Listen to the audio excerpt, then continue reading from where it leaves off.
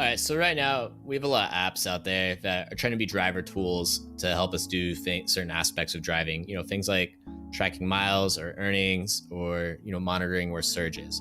But one of the cooler apps I've seen is called FarePilot, and FarePilot's interesting because it's one of the first apps out there that tries to be like a third-party heat map for drivers and giving us leads on where to find our next ride. I've been using it here in San Francisco in the Bay Area for when I get rides that take me out of like areas that I'm familiar with. So on my own, I'm a pretty experienced driver.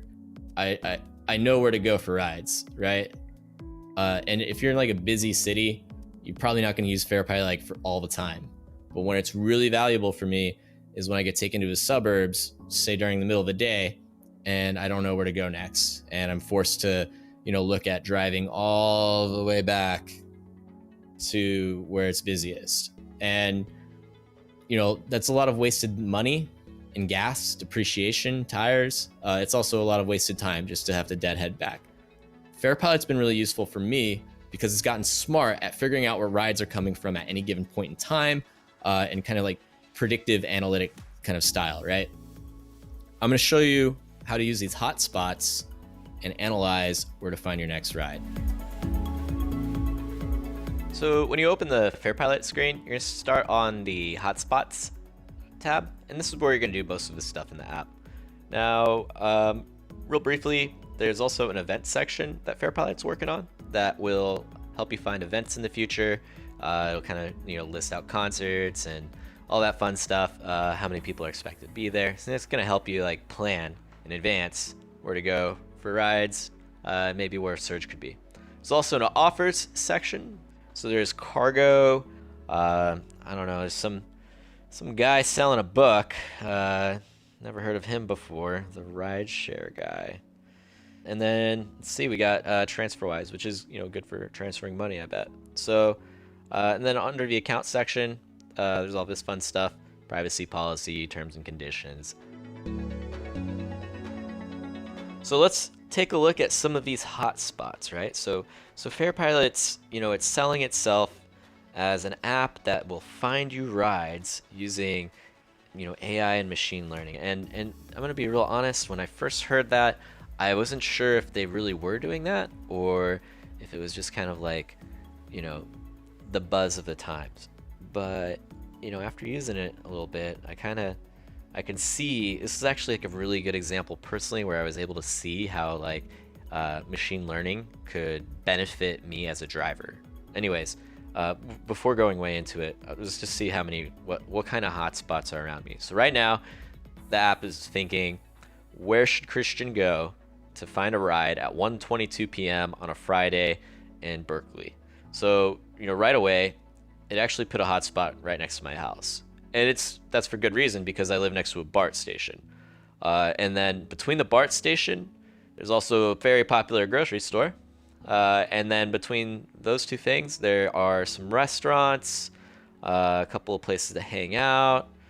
Downtown Berkeley, so there's a BART station there. There's a bunch of college students. It's actually a really great place to drive if you're trying to get like your Uber Quest or like a bunch of really fast trips.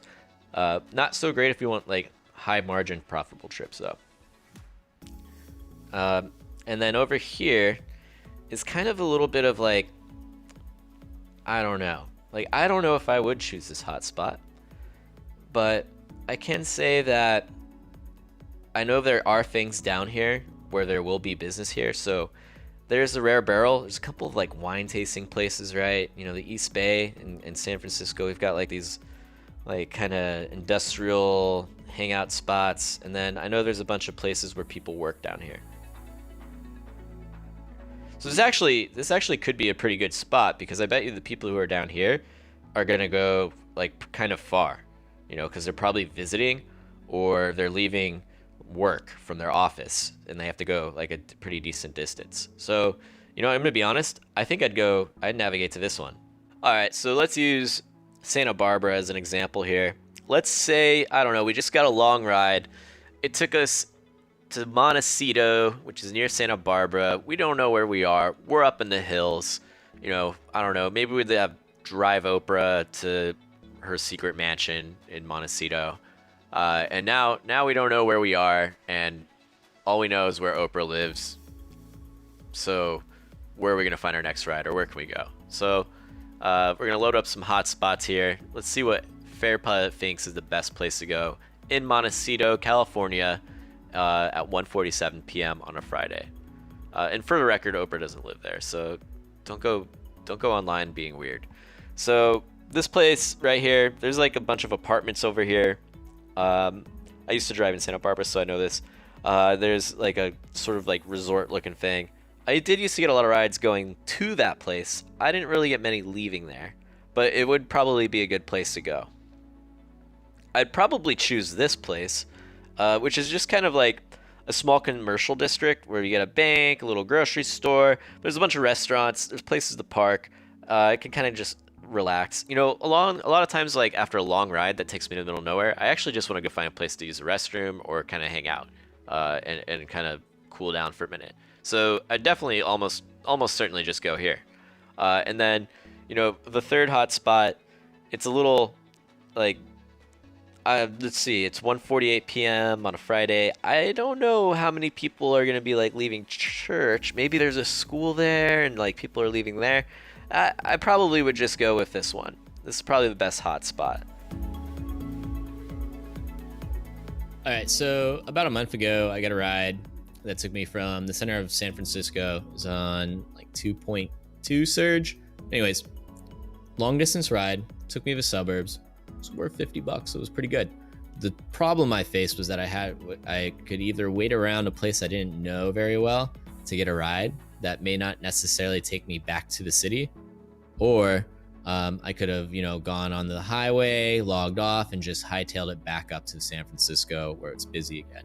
So what I did, this was my first time testing FarePilot, was that I loaded up the app, and I told myself that if it didn't work, I was just going to delete it. And then, you know, I decided to navigate to this hotspot in downtown San Mateo. So, you know, I clicked on it, I hit directions, and I started navigating out of this area I didn't know, which was in like a dark neighborhood, trying to find a ride. I set my destination filter towards San Francisco. And right as I'm getting closer to it, you can see here, I just get a nice little Uber request. There's X out of right out of the center of the hotspot. So I was pretty impressed with it, especially since I had my destination filter on.